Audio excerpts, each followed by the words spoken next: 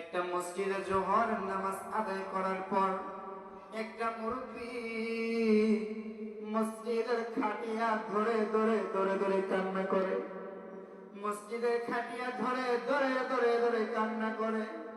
একজন যুবক জিজ্ঞাসা করলেন, দাদা আপনি কেন মসজিদের খাটিয়া ধরে ধরে কান্না করেন?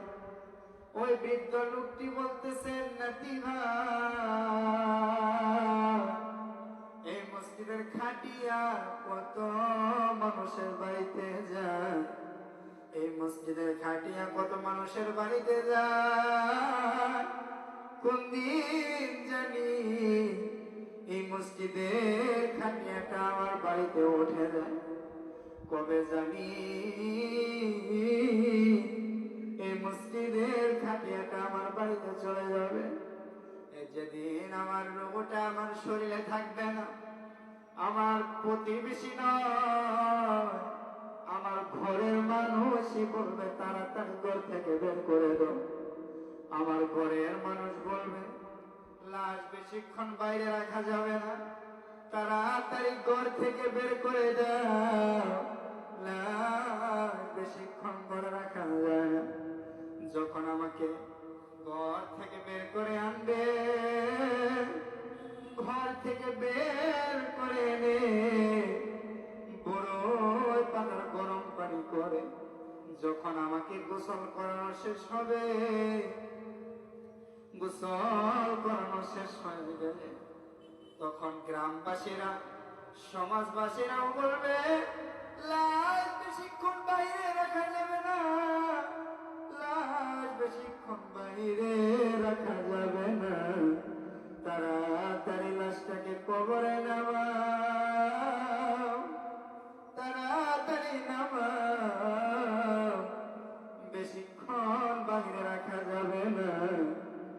যখন সবাই আমাকে ধরে ধরে ধরে ধরে সবাই যখন কবরস্থানে আমাকে নিয়ে যাবে, জানাজার নামাজ আদায় করবে, জানাজার নামাজ শেষে যখন সবাই জানাজার নামাজ শেষে যখন সবাই আমাকে কবরস্থানে নিয়ে যাবে, পাশের ছাইনি দিবে, কবরে নামায়া নামায়া যখন আমাকে পাশের ছাইনি দিবে, মিনহা খলাকনাকুম বলে এক মুষ্টি মাটি দিবে।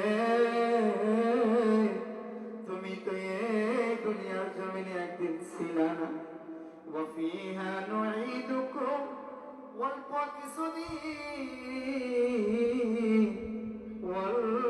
কিছুদিনের জন্য এই পৃথিবীর জমিনে আসছিলা।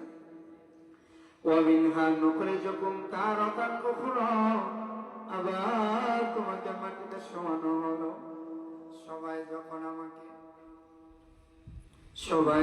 আমাকে কবরে শোয়াবে,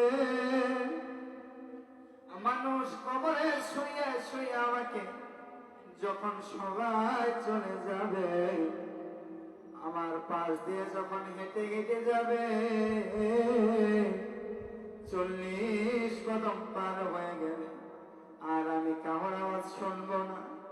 সবাই বাড়িতে চলে যাবে, আমার বাড়ির মানুষ একদিন আমার জন্য কান্না করবে, আমার স্ত্রী, আমার প্রাণের স্ত্রী আমার জন্য 2 দিন 3 দিন কান্না করবে, আমার সন্তানেরা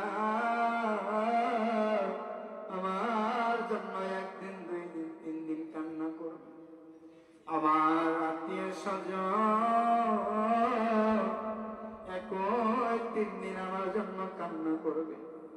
3 দিন পর সবাই আমাকে আস্তে আস্তে ভুলে যাবে, আমি কে ছিলাম গো, আমি কে ছিলাম। আস্তে আস্তে সবাই আমাকে ভুলে যাবে। যখন আমার কাপড় যদি কাপড়ের নজরে পড়ে, ওই কিছুদিন তারা মনে করবে আমাকে। যখন ওই কিছুদিন পর আমার কাপড়টা যখন আলমারির ভিতরে রেখে দিবে, কাপড় চেহারায় তখন ওই কাপড়টা পরবে না।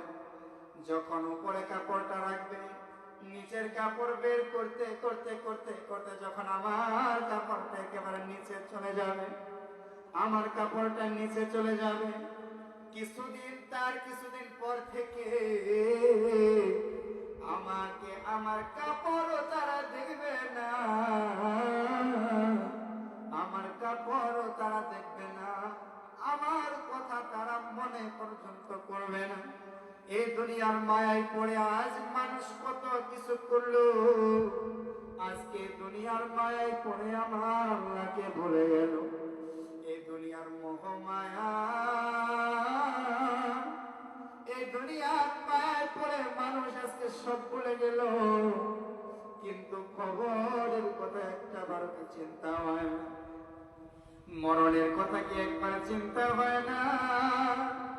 এমন একটা দিন আজরাইল চলে আসবে, যদি গুনাহগার হয়ে মরো, যদি গুনাহগার হয়ে মারা যাও, আল্লাহ রাসূল হাবিব আমার রাসূল জানায়, হাদিসের মধ্যে জানায়, আজরাইলের চেহারাটা এতটা ভয়ঙ্কর হবে, এতটাই ভয়ঙ্কর হবে। এইটা নিয়ে কবি একটা সুন্দর বাক্য বলেছিলেন, ওরে আজরাইলে করবে যারা মানুষ না দেখবে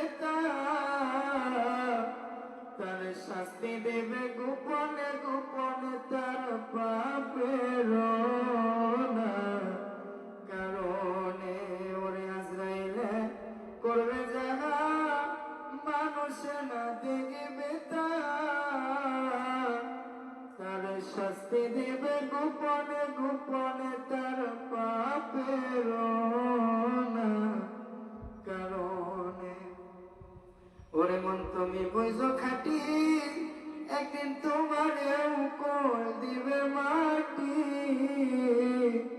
কেউ হবে না সঙ্গের সাথী, চিন্তা করো বুঝ পাখি, কেউ হবে না সঙ্গের সাথী, চিন্তা করো।